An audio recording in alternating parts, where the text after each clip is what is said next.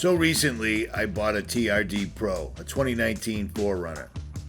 And when the last truck you drove was this particular vehicle for 7 years, you're gonna want to build up your new vehicle. My last truck was considered a monster by many people. Hey guys, how's it going? Hope you've been well. This is Richie. He's got a crazy FJ80 back here. A Davidson Springs. And then some King's shocks. King shocks, reservoirs, King bump stops, Davidson 6-inch heavies. So they shoot a mile, almost a mile, 800 and something meters, and they're ridiculously bright. Yeah. Second battery went. I ended up going with a Red Arc BC DC 1225, which is right here.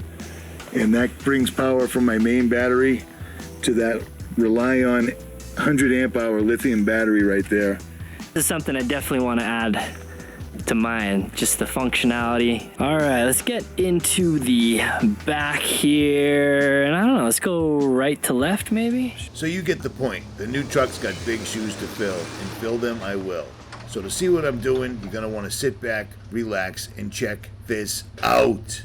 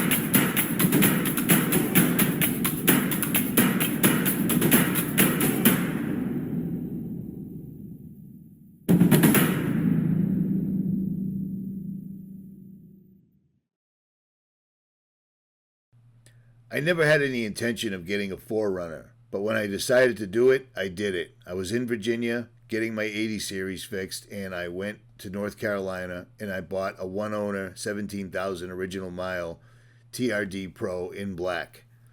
In the moment I got it back to my buddy's shop, or his garage I should say, I started modifying it.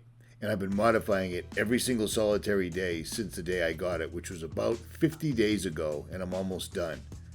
Now bear in mind, I'm doing all of this alone, outside in the weather, out in the elements, and I'm adding a lot of stuff, and I need it soon.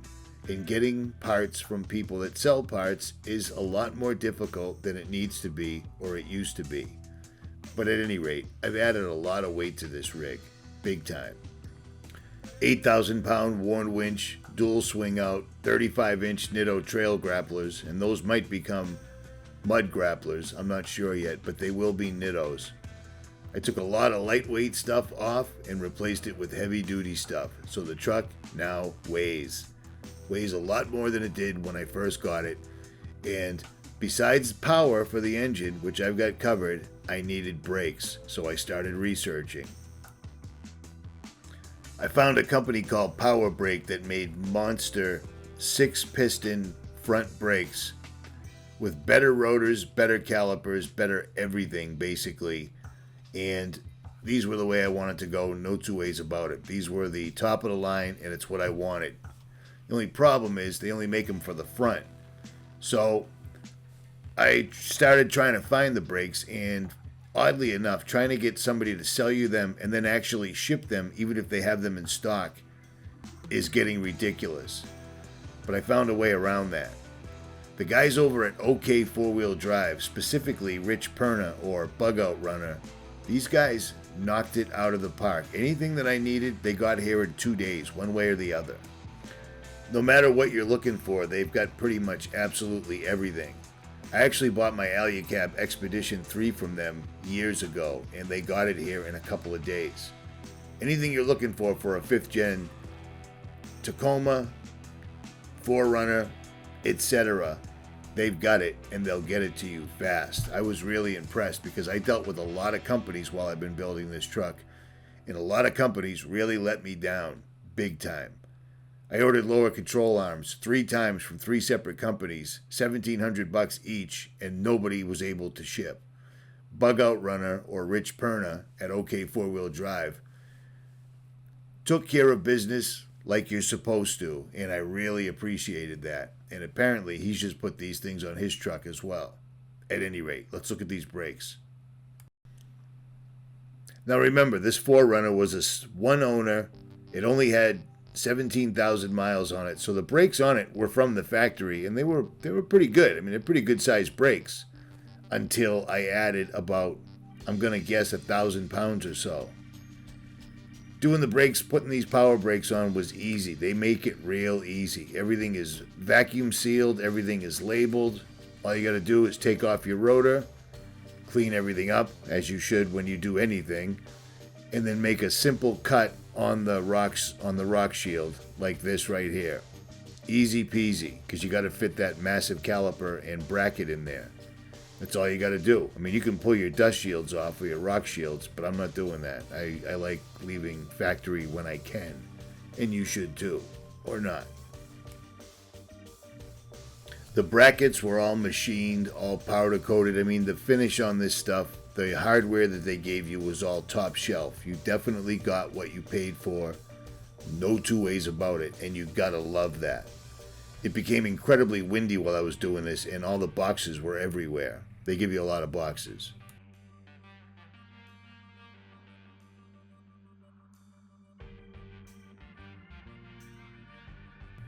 Unless you live across the street from the Atlantic Ocean and your driveway is a natural wind tunnel, putting these on is just as easy as putting on regular old rotors and regular old calipers. It's actually just a little bit better because they give you better parts to work with, so it's a nice job.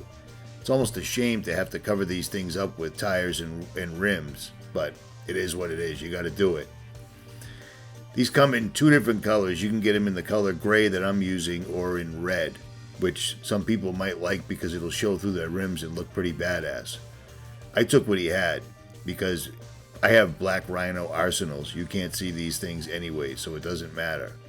And you need to run 17-inch rims to clear these things, but most people are running 17s anyway, so it shouldn't be a problem.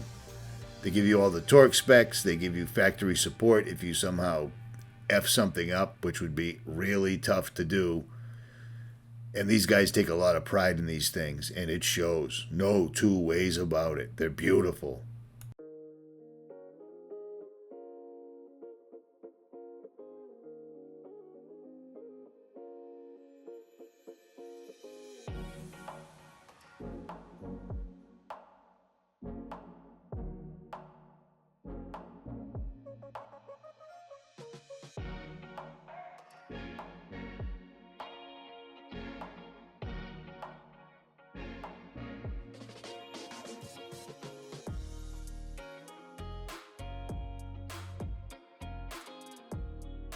So here's a close-up look at the whole assembly once it's on. If you can change your rotors and calipers, you can do this even easier, because it is even easier.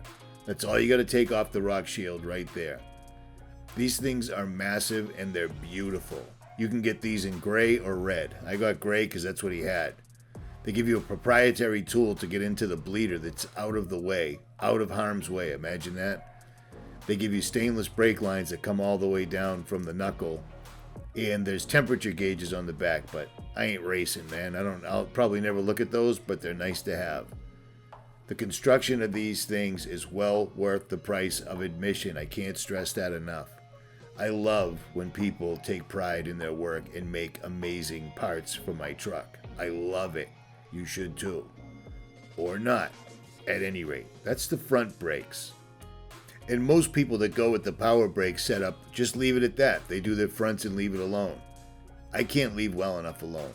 I had to find a solution for the rear calipers and rotors. And I had to shovel my entire driveway just to get to this. And once I saw them, they had to go. There's just no two ways about it. I had to put new ones in. And that's exactly what I did.